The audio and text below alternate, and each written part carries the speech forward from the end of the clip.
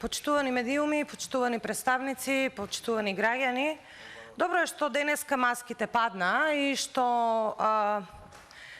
улогите на министерката и парламентарното мнозинство многу јасно можат да се видат. На предлог на опозицијата да има една јавна расправа, под јавна расправа се подразбира расправа во собрание. Јавна расправа не се дебатните емисии, кои што се дел од пиарот на ова законско решение, туку јавна расправа се знае што е.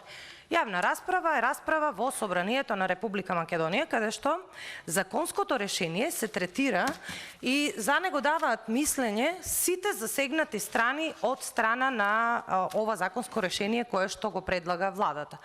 Така да денеска видовме еден прилично добар театар од страна на министерката, дека таа го поддржува, ја поддржува јавната расправа, но од друга страна видовме дека парламентарното мнозинство многу лесно ја одби овој наш предлог.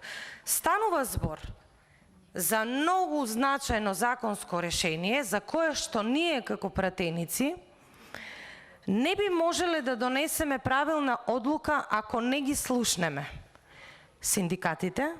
Денеска слушавме од нив изјаснување дека не биле повикани на Комисијата за труд и социјална политика за да го кажат своето мислење, стопанските комори и сите засегнати страни кои што би кажале свое мислење за да можеме ние да донесеме правилен и секако конечен став по однос на ова законско решение.